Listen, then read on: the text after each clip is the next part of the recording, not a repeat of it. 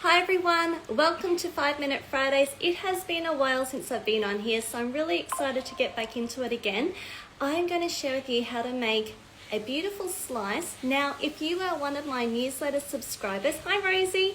If you are one of my newsletter subscribers, this recipe was in your newsletter today, so check it out today if you want to make it over the weekend. Great for weekend treats, afternoon snacks, lunch boxes, all of the above. And it is our favourite Weet-Bix Slice. So let's get started. So I have my 4 Weet-Bix that I've just crushed here into my bowl. And it's one of those great melt and mix recipes because everything just gets done in the bowl. And you know what, less washing up, it's always easier. So into the bowl we have our Weet-Bix, we have some self-raising flour. You can sift it, but it's not essential. So when you're doing a slice, unless you're making a cake that you need to be light and airy, you really don't need to sift your flour. So into the bowl it goes. I have some coconut, I have got my caster sugar, and I have some cocoa powder. And what we're going to do is just stir all of that together. So it's always a good idea to stir your dry ingredients before you stir through the wet ingredients. And if you stay around to the end, I've got a secret tip to show you how to make this the most glossiest, thickest, most beautiful icing to put onto your slice. And it doesn't have to be a buttercream. So this is a really nice, easy one. So just put all those in, stir them together until they're all combined. Just make sure if there's any lumps from the coconut or the flour or the sugar, just press them down with the back of your spoon and then just keep stirring. And then we add in our melted butter and our vanilla. Now, in my recipes, I always say 1 teaspoon of vanilla, which if you're doing a vanilla essence, vanilla extract, you would use 1 teaspoon, but when I use vanilla paste, it's usually about ½ teaspoon. And then all we do is stir these together until all of the dry ingredients and the wet ingredients are incorporated nicely. You don't want any dry bits, so just keep mixing.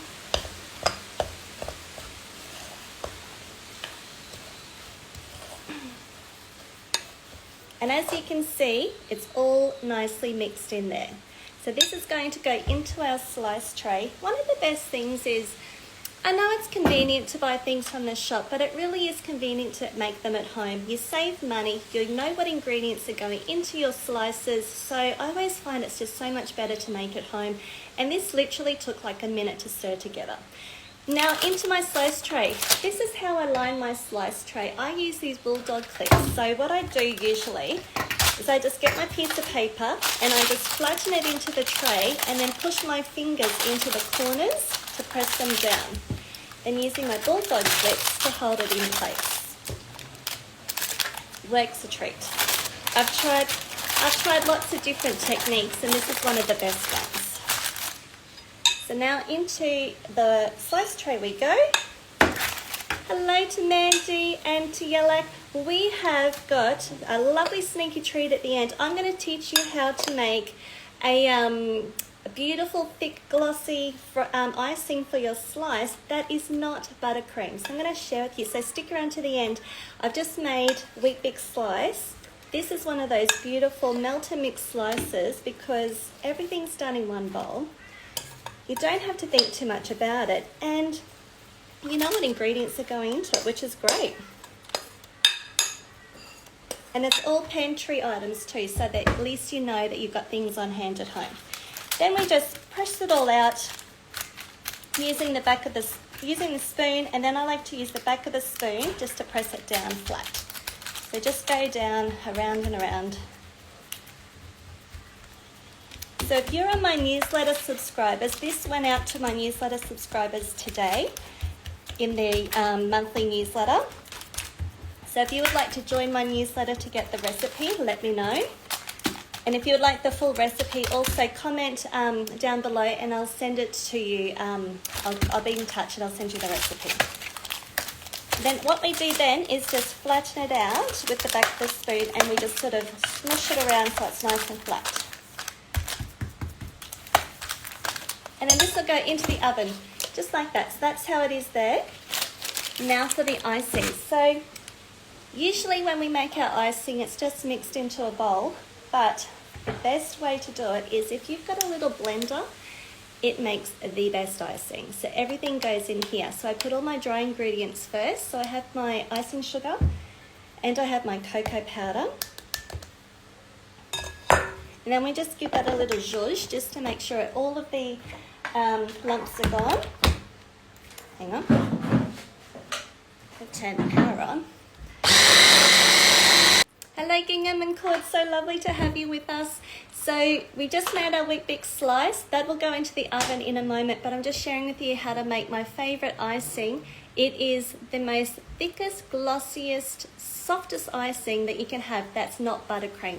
And what I do is I make it in my little blender. So I just put all my dry ingredients in here first. Now for the wet ingredients.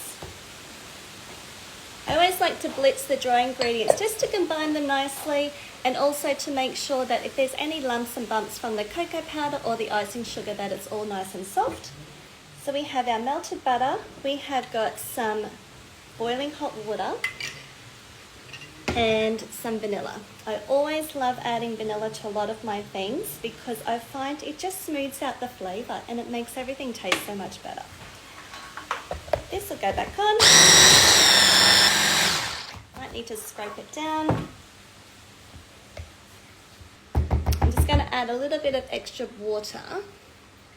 The best thing is that when you add a little bit of water at once, you can see how much extra you need. Thank you so much. It's so lovely to have you here. It's been so nice to get back onto my 5-Minute Fridays. I used to do this last year for years and I really missed it, to be honest with you, so it's so nice to bring them back again. The best thing when you're adding your water 1 tablespoon at a time, it allows you to sort of not go overboard. Like sometimes you can add too much water, then you've got to add extra icing sugar and then all the sweetness sort of balance comes away. But if you're adding 1 tablespoon at a time, it just helps you to get that right consistency. And if you see that, so glossy, that looks just perfect. So this will go onto the slice once it's cooked. I haven't cooked it obviously for time restraints at the moment, but that will go into the oven later on. And once it is, you'll have to make it this afternoon. Let me know if you need the recipe, DM me and I'll send it straight through to you. If you are not on my newsletter list and would like to be, let me know your email address because this has gone into the newsletter this morning, which was sent out this morning. So if anyone is on my newsletter list, this is the recipe that is on there, the Weet-Bix Chocolate Weet-Bix Slice. And if you're not on the newsletter list but would like to be, let me know. Send me a DM with your email address and I'll send you through the newsletter today. It's so much fun. So this is the beautiful icing. Like I said, it's just an easy way to do it. There's no stirring. It all just goes into the little pot and that's it. Then it goes onto the slice. Now, one thing I do like to do, it's a little bit controversial sometimes.